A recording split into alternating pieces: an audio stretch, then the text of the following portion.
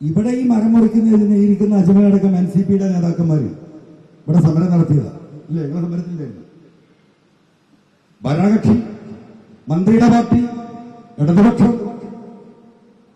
വല്ലതും നടന്നോ? തൊട്ടപ്പുറത്ത് കെട്ടിടം കിടക്കുന്നു. ഇപ്പൊ ഇവിടെ ഉണ്ടാക്കിയ കെട്ടിടങ്ങൾ എന്താ? ഇവിടെ നിലവിലുള്ള ഫ്ലൈയിങ് സ്ക്വാഡ്, ഇവിടെയുള്ള നിലവിലുള്ള റേഞ്ച് ഓഫീസ്, അതവിടെ ഉണ്ട്. ഒരു കുഴപ്പമില്ല. പത്രക്കാരൻ പോകും, നോക്കണം. നിങ്ങൾ നോക്കണം. അതുകൊണ്ട് നിങ്ങളോട് ദയവായി ഇരിക്കണമെന്ന് ഞാൻ പറഞ്ഞതാ. നിങ്ങൾ വന്നത് എനിക്കറിയാം, അത് നമുക്ക് പിന്നെ പറയാം. അപ്പോ നിങ്ങൾ നോക്കണം.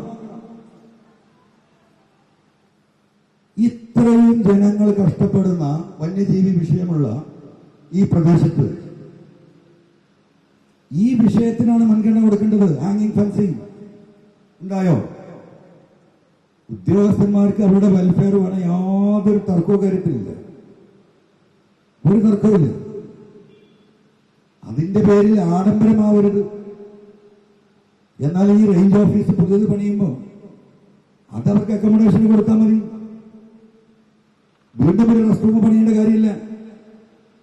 ഉണ്ടോ?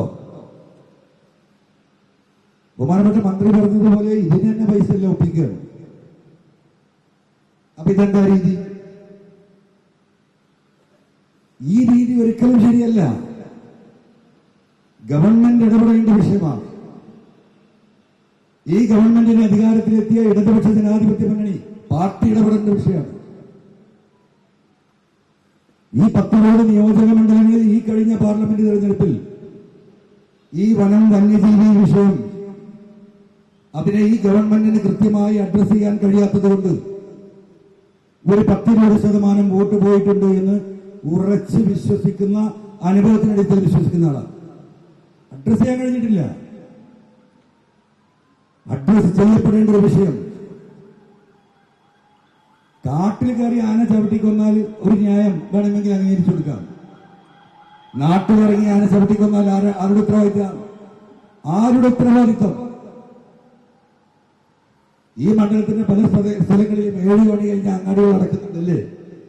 എന്താ ബൈക്കിൽ പോകാൻ പറ്റില്ല?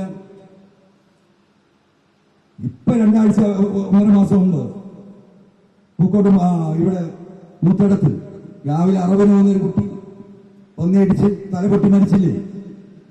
പോകാൻ സാധിക്കുന്നുണ്ടോ? പാമ്പ് പോട്ടെ, പിന്നെ എല്ലായിടത്തും ഉണ്ടാവുകയായിരിക്കാം. അത് നിവൃത്തിയില്ല. ഇപ്പൊ കാര്യമായിട്ട് ആറാട്ടിയിൽ അങ്ങനെ ഒരു ഉപകാരം ചെയ്തിട്ടുണ്ട്. നല്ല കാര്യം, ഒരു തർക്കമില്ല. ഈ പൈസ മുഴുവൻ ചെലവാക്കിയപ്പോ, ഈ ഫെൻസിംഗ് ചെയ്യാത്തപ്പോ അറ്റ്ലീസ്റ്റ് ഈ ആറാട്ടി അവർക്ക് കുറച്ച് വാഹന സൗകര്യം, അവർക്ക് കുറച്ച് എക്യുപ്മെന്റ്സ് എന്തേ തോന്നാത്തത്?